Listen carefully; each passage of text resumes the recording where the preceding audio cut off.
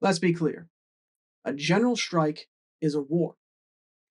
Not the kind fought with bullets and bombs, but the kind waged on grocery shelves, rent payments, and the unshakable fear that if you don't clock in, you won't eat. That's how capitalism keeps people in line, by making survival a privilege, not a right. This is why mutual aid isn't just helpful in a general strike, it's the only way a general strike lasts longer than a weekend. Because when the bosses lock you out, when the government turns a blind eye, when the police do what they have always done, which is protect property over people, the only thing that determines whether a strike holds or collapses is whether workers can take care of each other. So, let's get tactical. Here's how mutual aid becomes the backbone of an unstoppable general strike. The first question that the ruling class asks whenever the workers threaten to strike is simple: how will they eat? They expect the answer to be simply that we won't. Capitalism is designed to make food, housing, healthcare, and transportation dependent on a paycheck.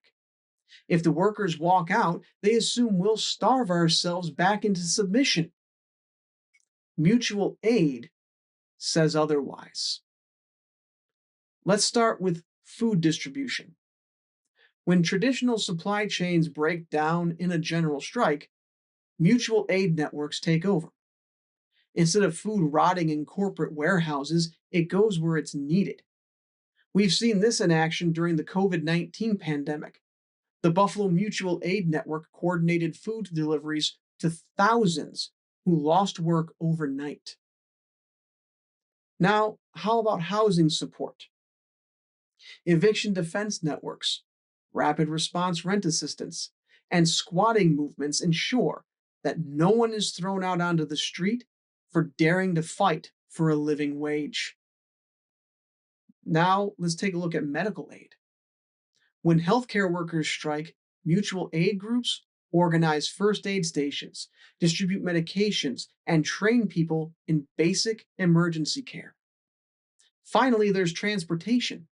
If bus drivers strike, mutual aid fills the gap with community ride shares. If gas prices are used as a weapon to break the strike, fuel sharing networks make sure essential travel doesn't become a burden. Capitalism's greatest lie is that we need it to survive. We don't. We only need each other. Now, every general strike eventually hits the financial wall. How long can workers hold out before the bills pile up? Before landlords start circling like the vultures they are? Historically, unions ran strike funds, pools of money collected from members' dues set aside to help keep workers afloat during longer fights. But in today's gig economy, where employers deliberately keep workers independent just to avoid unionization, we need a new model.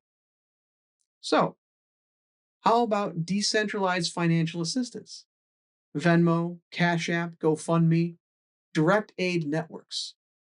Mutual aid takes money out of corporate hands and redistributes it immediately. The Chicago Teachers Union strike in 2019 saw mass crowdfunding campaigns to keep educators and support staff from financial ruin. Then there's gig worker support. Rideshare drivers, food delivery workers, and freelancers don't have traditional strike funds, but mutual aid groups create emergency grants and direct cash assistance to keep them in the fight. Then there's community microloans. Some mutual aid networks set up interest free loans repaid only when the recipient is financially stable, turning debt from a weapon into a lifeline. The capitalist class expects hunger and debt to break a strike. But when mutual aid networks keep food on the table and money in the workers' pockets, that leverage disappears. So, how do we protect the strike from the state?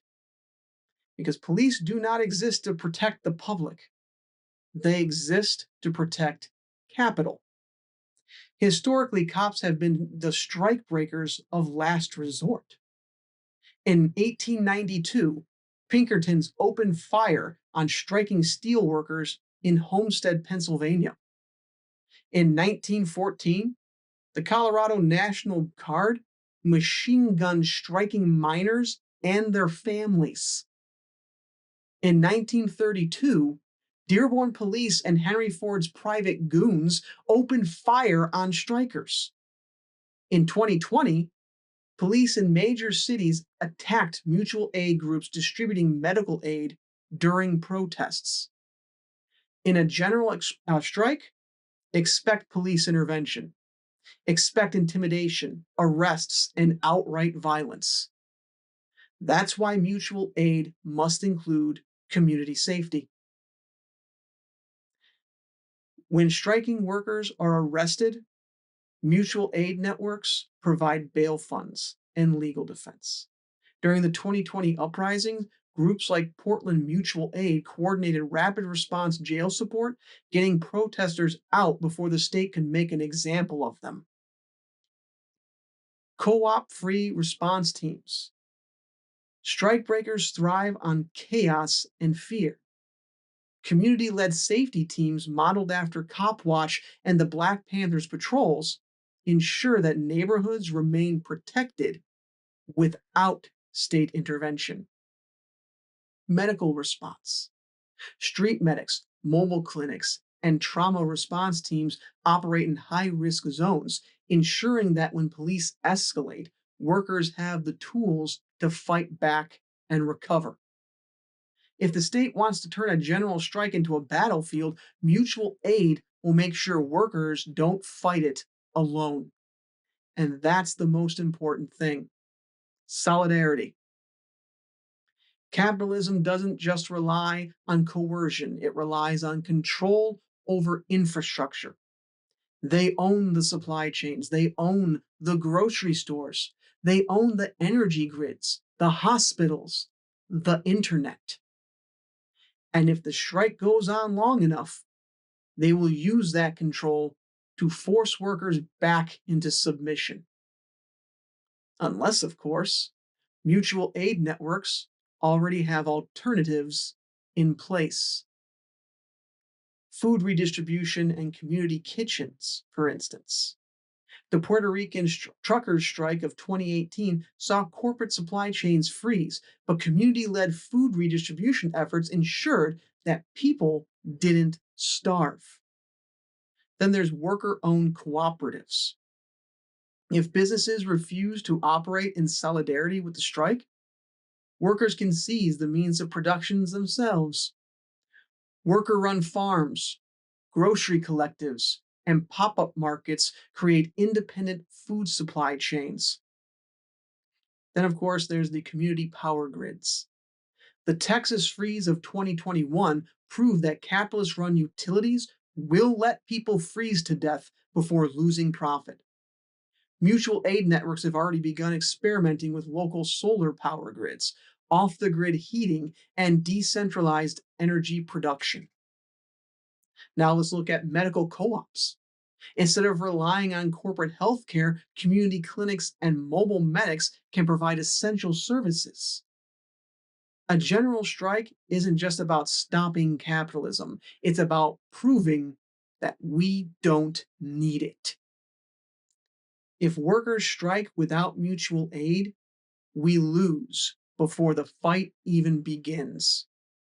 Because capitalism is a parasite. It only survives if we remain dependent on it.